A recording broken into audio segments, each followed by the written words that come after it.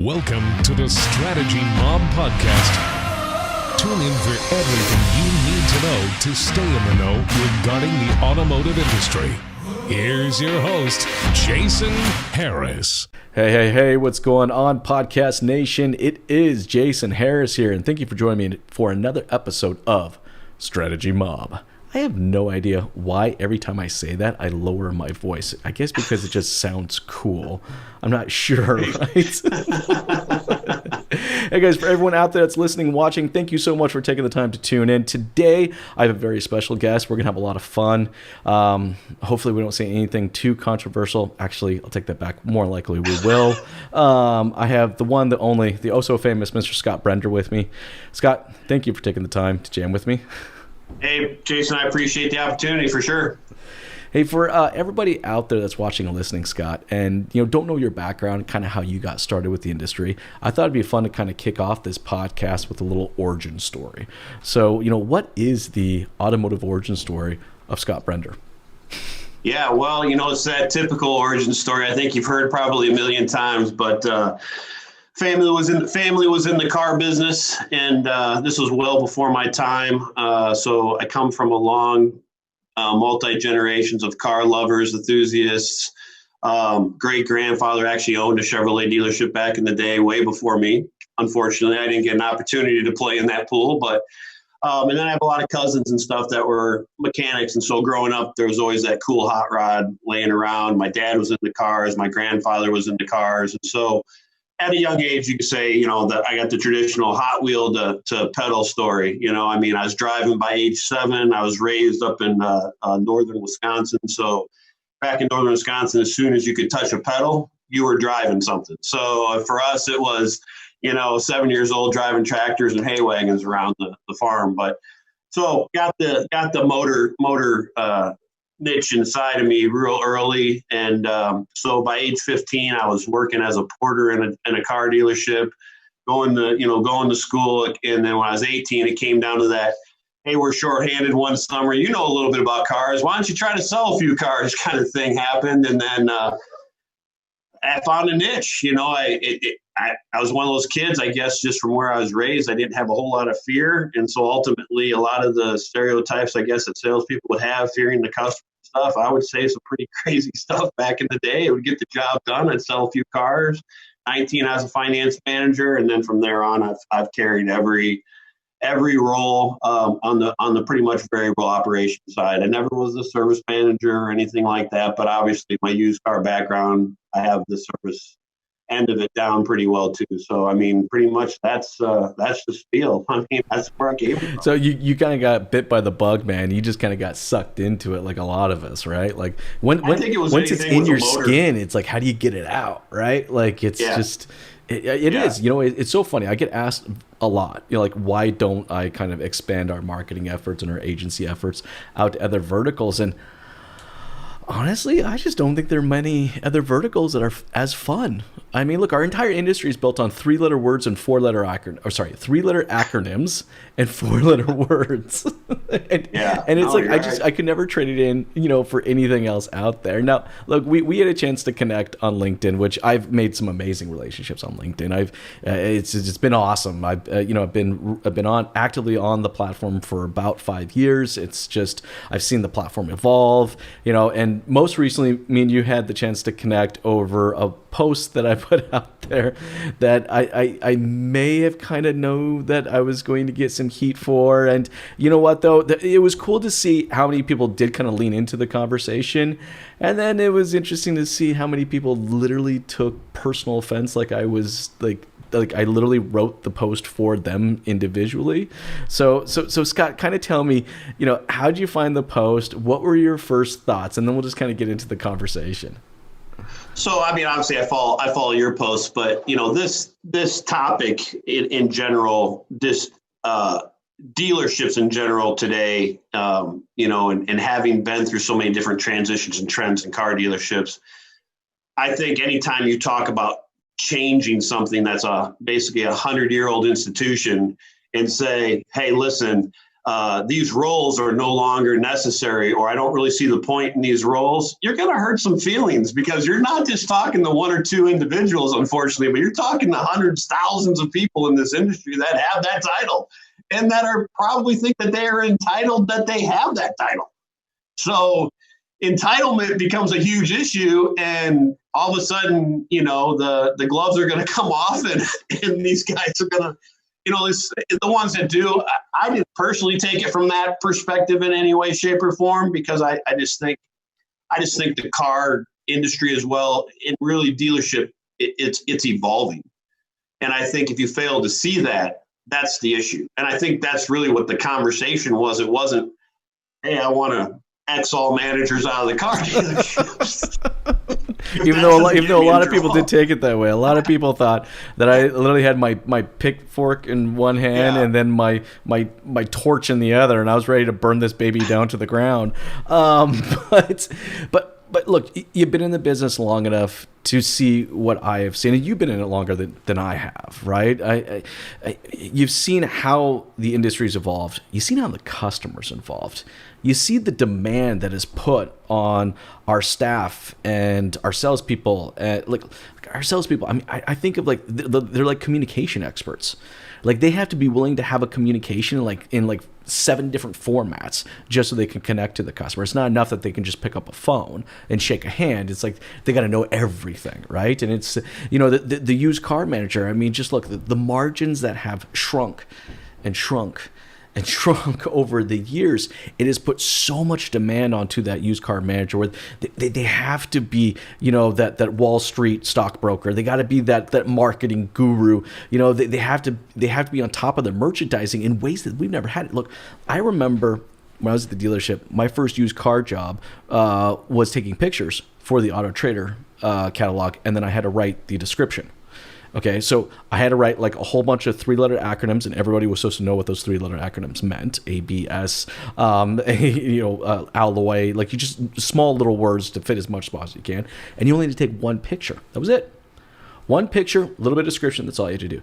Now, the customer's expectation is that you take 30 pictures, you record a video about the thing, and you write a two paragraph long beautiful description of how amazing this car is. Like, it's just changed so much. So let's start there. I want to kind of get your thoughts on just like how demanding is that position right now for one individual to handle.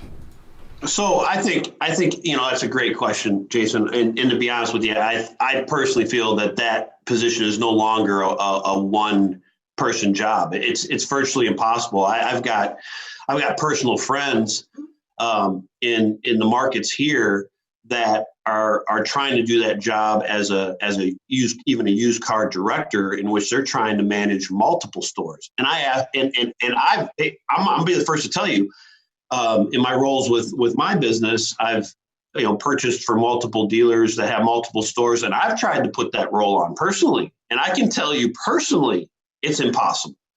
When you talk about, everything's so time sensitive in the car business right now, from the second you purchase the car to how long it takes to get at your dealership, how long it takes for that car to be reconditioned, how long does it take for that car to hit the front line, and so forth. And so it's so time sensitive because, a lot of these dealerships, we're on a 60-day turn. Your first 30 days in some cases can be eaten up. You got 30 days to sell this car, which makes it virtually even more impossible in some cases. And this really managing by numbers is what I call it, is somewhat antiquated in a sense now, because we talk about, we'll throw the names out that no one likes to hear, the CarMaxes, Carvanas, the Zoo, the Vrooms, and so forth. Well, they're data mining companies. And what's important for dealers to understand why that data is so important. You go into an average dealership, you go to that used car manager and you ask them, what's your hottest selling used car? Yeah, that's exactly right. You get dead silence. I mean, Whereas if you go into a director of a CarMax store and say, what's your hottest selling model? He's going to tell you it's a 2017 Chevy Equinox LT with LT3 package, all-wheel drive. And you're like, how the hell does he know that? Well, they collect data and they use that data, and even go further. These are national companies. It's not a dealer group. And no, they're not. Take it from your hometown, Boise, Idaho. It's not a dealer group in Boise, right? Who's got 4 or 5 dealerships? No, these guys are tracking this across the nation. So these used car managers. Well, how do these big groups pay so much for their inventory, or whatever the case may be? That's another big question. They're paying too much for cars. No, they're not. They've got it drained exactly to where that car needs to go to sell for the price in which they paid for it. Oh yeah, look, they're tracking market trends, not just locally or regionally, but nationally. I mean, they know that this 3,500 pickup may cost this much in this small town in Pennsylvania on the East Coast, but if I can move that piece of inventory to Albuquerque, New Mexico, and I can do it within less than 2 weeks, based on the market trends that have shown historically, I'm going to increase. That is the level of data that these guys are dealing with. I mean, they know it down to the T. So then I asked the dealer, like an individual dealer or rooftop or even a small group, like how do you combat that? I almost kind of think, oh man, I'm gonna get screwed for this one too. And Scott, when I say that in advance, it's like it's coming. Like, does the used car department really need to exist? Or does it not just need to get folded into our just literally, why do we have this separation between new car and used cars? Think of it from an operations perspective. It's the used car managers focus on selling used cars. New car managers focus on new cars. So there's this separation there. They don't want to necessarily connect or communicate with each other, right? Is it just not vehicle operations? What do you think? So again, I love that question because I'm right with you. Here, major corporations, you see these positions advertised all the time. A role, say acquisition or purchasing, whatever that is. A jean manufacturer needs to purchase X amount of cotton from wherever. Okay, so they have a purchasing department, a guy who's educated in where the market is in cotton, where to buy cotton, where to ship cotton in from, how to process the cotton, whatever the case may be. And that's why you have, you make the world's best jeans or whatever the case it may be. We try to combine roles that just don't make any sense anymore in the car business. And here I'll even go back, and I say this all the time, and people can fight me with it all day long. The role of the salesperson has changed. The role of the salesperson used to be back when I started in the business back in the mid 80s. Okay. The role of the salesperson was to provide information because the customers didn't have the internet. Didn't exist when I got in the car business. You had to talk to somebody. Our role was to provide that customer that came in with that product knowledge to go and we were the people that told them, hey, you got 6 kids, you're looking for a minivan. This is a minivan for you. And this is why. And we would tell them all the features and benefits. I'd go so far as the road to the sale, throw it away. Oh, That's man. going to make a lot of people mad. Scott, we're going to get burned. We're going to get all right. I can hear the people lining up outside my door right now that want to torch my place. No, I know. I'm telling you, I watched a video of a dealer. I'm not even going to say his name as much as I want to, but I watched a video on LinkedIn where a guy was having a group of trainees recite the role to the sale, and I literally threw up in the back of my mouth. I know that sounds horrible, but listen, these customers come in knowing more than our salespeople do about simple product knowledge. You know what? That's a really good point. So I want to elaborate a little bit on that because, I agree with you. I'm all the way down to actually the sales position needs to be split up because there's 2 parts to the sales role now. There's the actual product knowledge, which I think both me and you agree, majority of the salespeople we meet out there don't know their product. And neither do they seem to want to know their product as well as I honestly find when I hear that saying, the customer knows more about the product than my salespeople do, then there's almost kind of a smile with it. How is that acceptable? Like, I just don't even understand that, because in no other vertical and no other industry would we actually be okay with the fact that the customer knows more about the product than our sales professionals do, right? So like, I'm thinking it's almost like two roles. There's like the transactional part of it, then there's the actual product knowledge of it, you know? Like, I just got into a Lincoln Navigator the other day. I mean, holy crap. There's enough technology in there to make me go a little cross-eyed, let alone anybody else. Sorry, go ahead. You had something to say. In Apple, you've got sales and you got a genius. And what is the purpose of that genius? Once you buy that Apple phone, the genius is the one who's going to teach you how to use it, because it's so darn complicated that you need a genius to teach you. And it's the same thing in the car business. Listen, this is one role I don't understand. I'll never understand. And honestly, why aren't our BDCs staffed with our best salespeople? Look, I'm with you on that. That's where the questions are being answered. That's exactly, and that's also where the relationship is starting.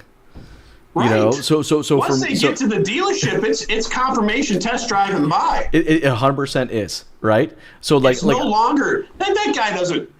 Product knowledge portion of the sales is done. Most of the negotiating has already been done, because if he didn't get any numbers, he wouldn't be sitting in your dealership to begin with.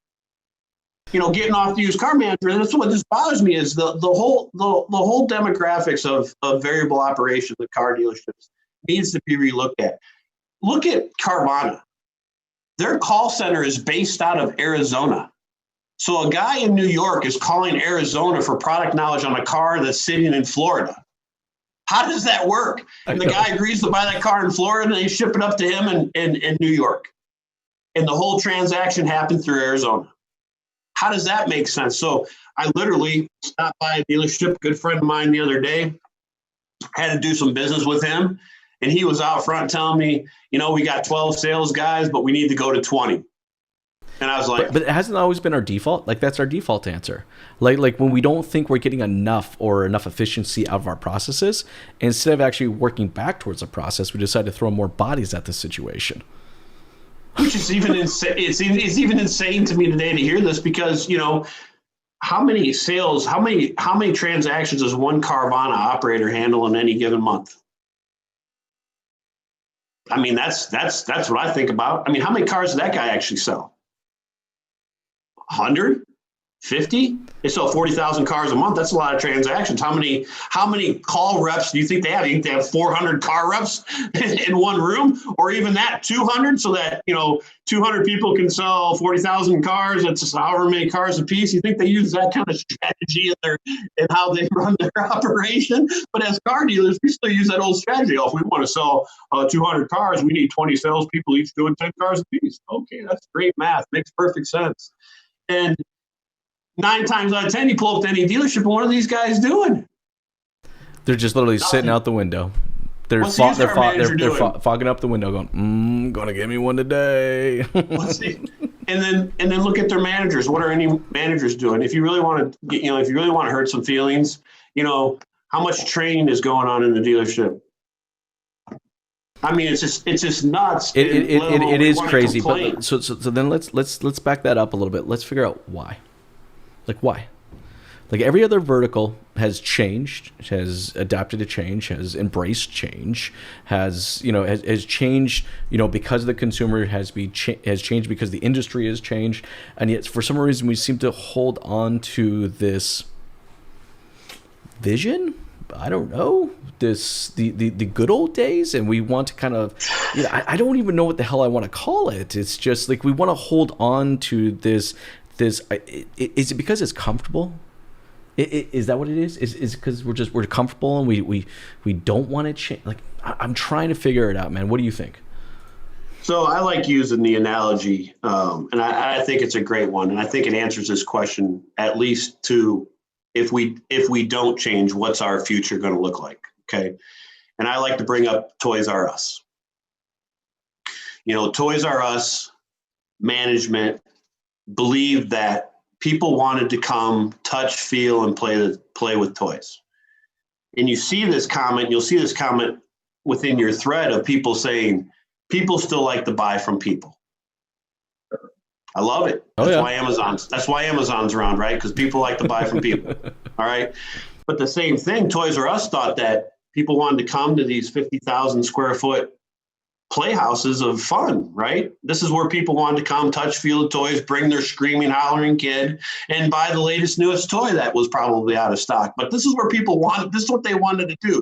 They literally thought parents wanted to take their kids to Toys R Us, which if you were to ask any parent at that time, I can promise you we did not want to take our kids. It's the worst thing in the world. Like we would rather, hey, I saw this on TV and cartoons this morning, Daddy. Can we buy it? Amazon, where were you back then in the 80s? I needed you. Oh, Scott, like I have 3 kids under the age of 9. Okay. Like I take them to a store. All right. It's like a black ops mission. Okay. It's like, all right, here's where we're going. All right, we're mapping this thing out. Here's our strategical points. Here's our exit route. Okay, once I run the green smoke, you know we're out. Like, and it's just like I literally have to prep them for this because otherwise, if I don't go in prepped, man, it's going to be like the Star Wars session. We'll never get out of the store. Things are going to be flying all over the place and stuff like that. Like I the fact of the matter is, I'll never go into another grocery store. I now in the last 6 months, I've gotten to the point now where I don't ever have to go to another grocery store, and I don't understand why I never did in the first place. So like the consumer is changing, and I just feel like, you know, look, I'm not saying that I have the right answer, you know, and I'm pretty sure you're not saying it either. But I think it is, the bottom line is we got to have the freaking conversation. Oh, but you got to look at what's happening in America, in retail in general, and brick and mortar in general. And here, you know, on that Toys R Us thing, the biggest thing is, you know, Toys R Us outsourced their online sales to Amazon. That's what happened. And Amazon collected the data, got really smart about the toy business, and now look who has the toy business and where's Toys R Us. Go a little bit further to brick and mortar. Our United States Mall, where is it? When's the last time you walked into the mall to buy that, whatever it is that you wanted to buy? I can tell you, I have not purchased a clothing of any type in any retail store probably within the last 7 or 8 years. I have not been into it. Why? Because Amazon, I can buy it. If I don't like it, I can send it back for free. Why would I want to go to a retail? If it doesn't fit, oh, well, I just, you know, stop by UPS on my way home and boom, I'm done. 100%. And you know what, though? I think you nailed it right there. It's like, why would someone want to come into a brick and mortar? You know what I mean? Like, look, there are some brick and mortars that I do enjoy going to. Oh, absolutely. Right? Like I enjoy, like, I have a couple clothing stores that I thoroughly, when I need another vest or another shirt or something like that, I thoroughly enjoy going to this brick and mortar place because of that experience I get. So I feel like, you know, it's one part of the conversation needs to be, okay, you know, dealership management team, let's get all together, let's have the conversation. What does it look like for us to go online? And then the second part is we actually literally have to ask ourselves questions like, why? Why would someone want to come see us? You know, what do we do differently that makes them want to come to us? What are your thoughts on that, Scott? Well, you know, it's prime example. You know, go back to Apple iPhone. You know, that thing comes out. You know, it's announced 3 months in advance pre-sale. Okay, so pre-sale could be, you know, 100,000 units or whatever the case may be. Once you get that sent to your home, you're immediately sending up a appointment with your genius. It's not like you don't like going to the Apple store. Matter of fact, you love going to the Apple store when you actually see a service being provided, which is teaching me how to use this new phone. So there we go. It becomes a service. Well, back when I started in the car business, I mean, we always said it's the greatest stage, period, because when, as a salesperson, we were taught to put on a show. The steps that we were taught, the road to the sale was that show. That was our script. And we used the transitions from, you know, part 1 of the show to part 2 of the show to part 3 to the store. They're called, you know, meet, greet, you know, is qualify, it was test drive, it was, you know, the whole 9 yards. That was our show. And we were taught to put on that performance. Well, now our performance has been cut to the Reader's Digest version. Oh, 100%. We're just straight up just about the transaction. Yeah. Let's go from the meet and greet all the way to just they get into you drive the car away. Like, right. They get to the dealership. It's confirmation time. Where's the car? It's exactly what you said it was. I already have my price. How can I get into the finance office? And so to go back to a question you asked and we didn't answer, I think is, why is this so hard to change? Well, I think it can be divided into two pieces. One is the new car dealership, new car franchises versus used car independent dealerships. Because you see the used car independents, CarMax obviously has been the number one used car independent dealer since the beginning of time. I mean, what are they on 10, 12, 15 years of being number one? And now you've got another player in the game called Carvana who's taken and they're selling, 40,000 on their way to, as we all know, 2 million is their yearly number that they have projected, which is huge. What does 2 million sales taken away from that franchise dealer does? Ask yourself this question, and I am going to get murdered right now. Okay, do it. Take away the franchise laws. Oh, what happens to the new car dealer if there were not this shield of protection, which is called franchise laws? What manufacturer, because understand the manufacturer pays that dealer to sell that car. There's a lot of money, dealer incentive, rebate, volume incentives, whatever there is. There's a lot of money that flows that dealer for the sale of that new car for being a franchisee. But of all the manufacturers, and here, cut me off at the legs. Let's talk about Tesla. Okay, let's cut it off at the legs. How can they put out the Model 3? And I think the number was some ridiculous number, like 60%, 65% of the sales of the Model 3 all happened online. A brand new manufacturer, all happened online. So when you look at that shield of protection, take it away, what manufacturer wouldn't want to go to a direct sale model? Oh, no, look, I'm with you. In fact, we know for a fact there are several manufacturers that are testing this and have already executed in some little they're using small the shield way, of right? Well, and they're like, oh, we're trying stuff out. We're just trying stuff out. And they're using the shield of subscription model. So we're just trying to, we know what they're really doing. They're testing out they're testing the waters of a direct model. Yeah, but I wonder though, and then this is the question I have for you, are we driving the customer to such an online experience because our in-dealership experience was so crap? You know what I mean? Like, I wonder if we can kind of find that middle ground where it's like the customer wants to interact and engage with us online. Hell, we'll do that. But if they want to spend a few hours in having this fun, entertaining, or luxurious experience, then we need to generate that for them. No different than, like you said, the Apple Store, right? Like, what's funny? I actually do have a Genius that I do use. A few years ago, I ordered like a big, video editing, like Mac Pro, right? And, I didn't know what the hell I was ordering. So I reached out to them and said, look, this is what our company does. We're editing these. I need 6 of these units, And I got connected with this Genius. I actually went into the store, met with the person, showed me the product. And now, it's 3 years later, the tech's beginning to fade away a little bit. I have to reorder again. I'm reaching out to this individual person, hoping that I can come back in to schedule that insight or that in-store experience. So it's like I create that relationship with them, but it's like I'm looking forward to going in there and meeting with them. Like I'm looking forward to kind of what is new in that tech space. So like how do we? Is it a question? I guess what it is. Is it a question of our generating an online experience or spending more time developing out that in-store experience, or is it really kind of a both? What do you think?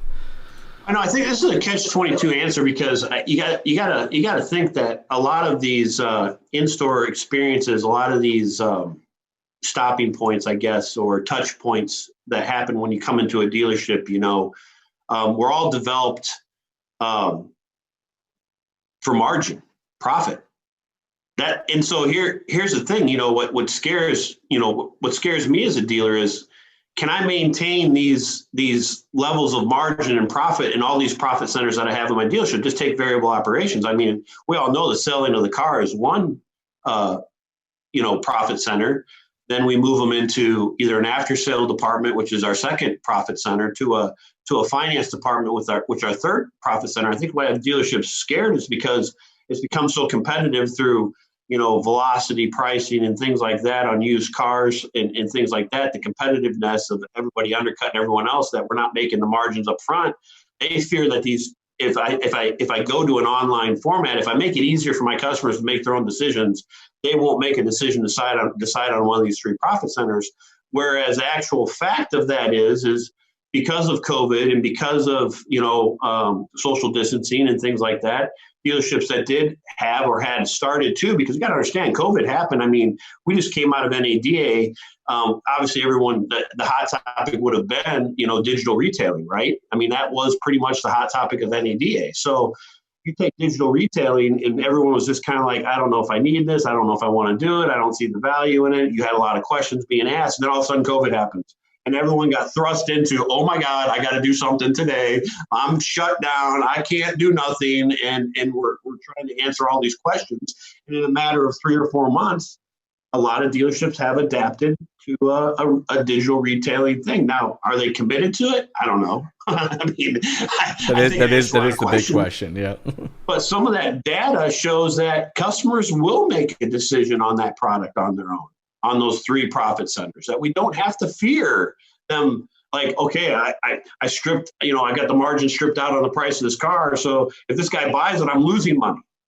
And it's the same reason why we want to spin this all the way back around, why used car department has to change. Because I think when you're acquisition, everyone knows, when you acquire a vehicle, that's when you make your profit. 100%. And so one person trying to acquire however many cars your dealership needs per month to support your sales objective, whatever that may be, how can one person have his pulse on every single acquisition outlet that there is out there? The easy way is the auction, but the auction comes with some pains. You've got auction fees and shipping and arbitration and issues and poor condition reports. How we can go on that for another whole podcast. That literally could be an entire podcast. We've touched on so many different areas today. This is probably a hodgepodge or whatever, but hey, I think that's why this whole role of used car manager needs to turn into more of an individual purchasing, especially dealer. It needs to be the entire dealership effort, right? It really does. Look, the service manager needs to own the reconditioning of the cars, right? Means the service manager needs to have ownership of those cars. All right, the service department has to stop looking at the used car department as just another client, but actually take some ownership of okay, there are 70 or 110 cars on my lot that the service department owns from a reconditioning perspective, right? So I think that's one that has to happen, right? Then to your point, it is way too much to be buying right now. It's not only just identifying market trends and finding the right outlets where you can actually buy them, but then I even have some dealerships that are going as far as calculating out a rent factor on each parking spot that the dealership has, and true acquisition of advertising on against every single vehicle. There's a lot of expense that goes into that. So it's like one person's responsibility just to manage the multi-million-dollar portfolio that is the inventory. Then you got the merchandising of it. We were talking about that earlier, right? The merchandising is the consumer demands more today than they've ever had before. You got 2 or 3 pictures of the car online, it doesn't exist. It was funny. Or no picture at all. Okay, I was just about to say that. So, look, I had a handful of people that really took that post that I did out there very personally. So I decided I want to understand this person a little bit better, right? So I decided there was definitely one that I decided to look into their role. And it is what it is. Over 20% of their inventory online didn't even have images. And had copy and paste comments for every single car. So we talked about that entitlement, right? Most managers like myself, we worked our way from the bottom. And so our vision of entitlement, 25 years ago, ask yourself what your managers looked like 25 years ago. What level of entitlement that they had? What level of compensation did they make? Some of these managers back in the day, a GM, it wasn't on shy of a $500,000 job. Obviously we figured that out really quick. That was, grossly overpaid, even though there's probably some old school guys out there that would disagree with me, but it was grossly overpaid to pay a guy $500,000 to do this job, right? It didn't need to happen. And I think what happens is when you get that tower of power, which I call that management tower in any dealership, whether I love that name, by the way. Actual tower. That's awesome. Tower of power. It's this entitlement. So when you ask a used car manager to go take a picture, oh no, that's not my job. You ask that used car manager to write a description. Oh, that's not my job. That's the picture guy's job. You ask that used car manager to manage your reconditioning process, that he might say is his job, when realistically it should just be, if you had the benchmark set for a service manager, why does my used car manager have to micromanage my service manager, or why do they have to micromanage the inventory together? Exactly. Like so why are they even wondering about it? So while they're micromanaging inventory, I'm missing 6 or 7 leads of a customer that if I could have grabbed onto that person early, I might have had a shot at them. But instead, I don't have any pictures. I don't have a description. It's nobody's job. These guys are all being grossly overpaid, and let alone they're entitled. So Scott, is that what you think it is? I mean, when you we're kind of talking our way through it right now, but is it kind of boiling down to the fact that we're not having these conversations, we're not making these changes to the way that we're operationally structured because of entitlement? Is that what you're saying?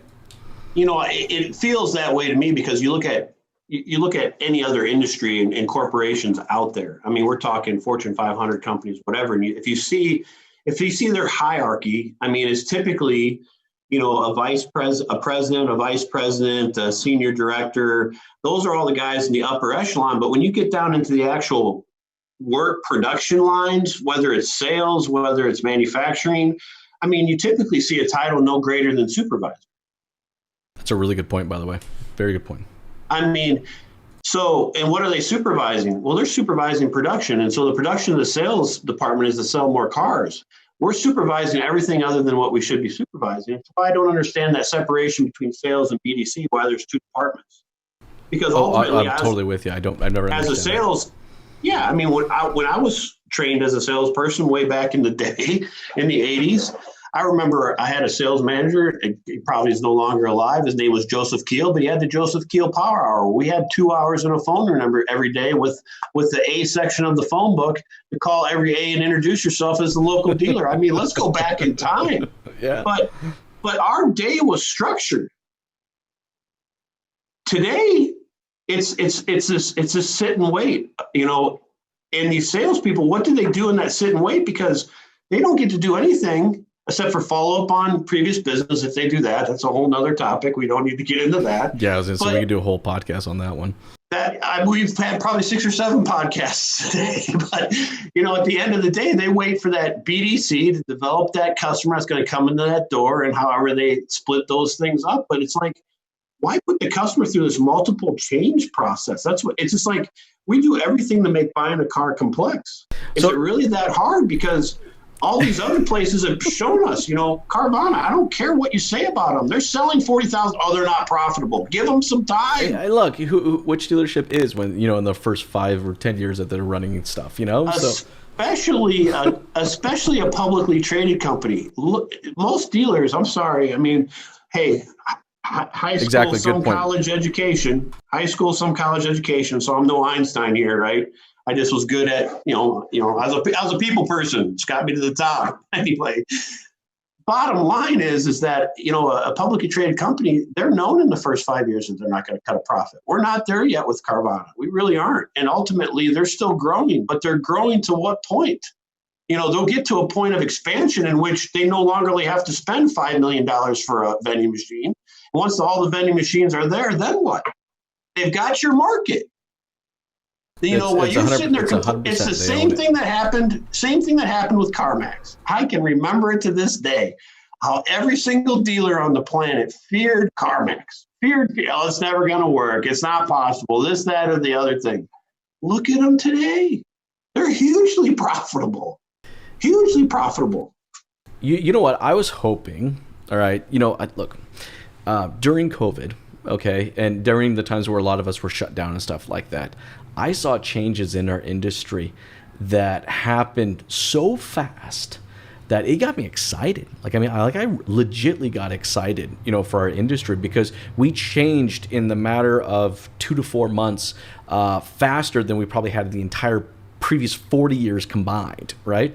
And I was so hoping that we were kind of heading towards that direction, which hence the reason why I kind of put out this post, because I was hoping that snowball of change wouldn't just stop at, you know, our online experience or our in-dealership experience, but really then kind of went into how our operations or the structure of our operations is also affecting the overall experience and the profitability. And, you know, the last couple of months, we kind of ran into this like false sense of, I don't know, success, where everyone feels like everyone had the last couple of months some really great months, right? And it's like all of a sudden these questions and these conversations around like, how do we make things better, all of a sudden just stopped. And I'm so annoyed by it. Yeah, well, you know, I agree with 100% what you're saying. And here, listen, it was nothing that any dealership or management did differently. You know, you say, you know, yes, they were looking for ways to do a transaction, and they were forced to do it by their, you know, government bodies or whatever the case, to handle these transactions this way. I mean, there was so much other influence in that. I think people, it's like, you know, a turtle's a turtle, right? It's going to go one speed. Right. Well, a dealership is a turtle. If you ask, it's going to go one speed. And if you think that you're going to hurt that turtle with that hard shell, if you know, the guys that actually thought that they were doing something special, that were making all these numbers, you know, look at the environment. You know, you had no new car production. You had new cars still selling. You had volume in new cars dropping. You had dealerships. Obviously, then consumers are still consumers, you know, and they've got all this time on their hands. You know, they're sitting at home, and, you know, ultimately they still want to purchase something because that's just our nature. And cars is obviously, I got some time now. I've been thinking about it. So they went to whatever was available, and used cars was what was available. There was nothing being made on the new car side. So we're here making all these record used car numbers and sales, and we're pounding our chest. Look what we're doing, rah, rah, rah. Yep. We didn't do anything different than we always had been doing, other than maybe changing how we were, you know, initially engaging with our customers. You know where I saw just a glimpse of hope, that I really, like, I saw it happen, and I was like, oh, maybe this is what's going to really kind of flip things, like flip it on its head, was when dealerships started realizing that they were making the same amount of money or more net profit with a third less of their staff. And then that is when I thought for sure, if we're ever going to have the conversation around how we're going to evolve the operations of a dealership, this is the time where we're going to have that conversation, when you realize you were able to do a lot with less. And I hate to say it, Scott, but it came, and now it's gone, and I just feel like I don't know, like I lost the opportunity. We have this long-lasting standing agreement in the car business of anything that scares us just waits 3, 4, 5, 6 months, and it'll all be gone. I mean, it's been that way. It's been that way in my career. I mean, I can remember, you know, .com. You know, I can remember when NADA was nothing other than .com companies, how dealers have to have websites. Like when I got into the car business, to find a computer anywhere in a car dealership was like a treasure hunt. I mean, literally, if you could find one, there typically was one in the parts room that was set up to some big, huge satellite on the roof. But I can remember, even early, this kind of shows you just my nature, even early as a salesperson, and my dad had worked for IBM, so I was computer literate, and I would ask my sales manager, why don't we have computers at our desk? We have all this. Even when .com came up, you may have had one or two. You may have had one or two computers that you shared amongst somebody as we would, you know, get on and do our thing or whatever the case. And then, of course, manufacturers started adapting more uses to it and so forth. But for the most part, it was still business as usual. Nobody wanted to adapt to this new technology.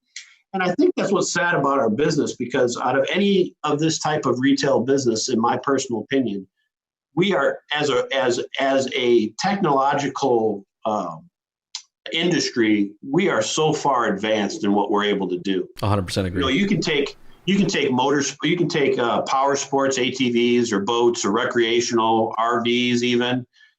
You go work in any of those industries, which I have, so I have a little bit of knowledge about this. You try to go scan a VIN number of an RV and try to get any kind of evaluation or information on an RV, and I can tell you right now, it ain't ever going to happen. It's impossible. Floor plans, whatever. We are so advanced in the car business, but we don't even use a tenth of what's available to us to streamline and better make our business. Yep. And these dealerships that are complaining about margin, your personnel, your staff, how many people you have to do a job that honestly, we are far advanced. It doesn't take 4 guys to change a light bulb in a dealership anymore. I promise you, it doesn't. And so and that really does kind of sum it up, right? Like, it doesn't really take 4 guys to screw in a light bulb. Right. But you know what? Look, I think anybody out there that's watching or listening right now have to understand that what we're saying and the passion behind how we're saying it comes from a place of just love. Like, this is a little bit of tough love. We have a little tough love for our industry, but you've been blessed by this industry. I've been blessed by this industry. I'm not out there to torch it to the ground. And Scott, I highly doubt you're out there to do the same. Like, we're saying this out of love, and we really want to see our industry continue to evolve and better itself. And Scott, I think just because I know it's getting towards the tail end of our time. My last kind of comment is that we're going to have to process our way to profitability. There isn't a magic wand. There's no diet pill that's out there that exists, that we're just going to have to hardcore look at our operations and really ask ourselves the tough questions and process our way to profitability so that those margins are higher. Scott, for you, kind of final thoughts before we finish off here? Yeah, I would just add to that, I 100% am with you. I am not beating up Mr. Car Dealer. That is not me at all. I'm not beating up my industry because this industry has paid for my kids to go through college. I mean, it's put a good life out there for myself and my family. I would tell you, if you ask me, personally one-on-one, I would tell you that the car business is the greatest industry in the world, hands down. There's more opportunity available for somebody with a mere high school education like myself. Yeah. and so I look at those things and I'm blessed. I'm not doing this for me. I'm not doing this for Mr. Dealer. To be honest with you, I'm listening to what my customer wants. Yep. And I'm trying to streamline and adapt our industry, not because I want to make the job easier, not that I want to see anybody lose their job. But what I'm trying to say is, Mr. Dealer, myself included, is this is what the customer wants. The customer wants a streamlined format. The customer wants a better experience. And I think we can deliver that better experience in ways that no other industry can, because, heck, there's a lot of talented people out there. A lot of people way smarter than I am. And I'm just seeing some of the software and things that have been developed over the last just couple of years, digital retailing even. I mean, I've been involved with a company with that as well. And I'm just going to tell you, there's some awesome possibilities out there if you're willing just to open your eyes a little bit, crawl out of that shell that you've been in for so long and see actually how we can streamline this business, because profitability will always be an issue for the dealer. But the best way to profitability is also looking at your process. And there's a lot of just heavy salaries and positions and that don't really need to be there because they're no longer productive. And that's just how I feel about it. 100%. No, look. We want our business, we want our industry, we want our dealers to grow and it grow within the business and continue to profit from it. Hey, Scott, for everybody out there that's watching and listening right now and would love to connect with you, what is the best way to do so? So easiest for me, obviously, would be if you want to just touch base with me on email. I've got a couple of them, a couple websites, obviously, too. But Scott@shopcars.com, and that's cars with a K, K-A-R-S, shopcars.com, or webuycars.com. It's Scott Brender, Brender, at webuycars.com. Great way to get into me, or obviously, you can just Scott Brender on LinkedIn. You'll find me. I make enough comments on there. It's not hard. Most people, I have a very memorable face. So when you hit me, you'll remember me. It's not one of those things. And honestly, guys, I'm always open. I love open conversation about these issues. And if I can provide any kind of, input to whatever your dealership may be struggling with or just directions you want to go, I'd be happy to do it. That's awesome, Scott. Hey, thank you so much for taking the time to jam with me today. This has been a ton of fun. You have yourself an amazing day. Thanks, Jason. Thanks for tuning in to the Strategy Mob Podcast with your host, Jason Harris. Don't want to miss new content? Be sure to sign up to Be a Mobster at strategymob.com to stay in the know. Remember to like, comment, and subscribe.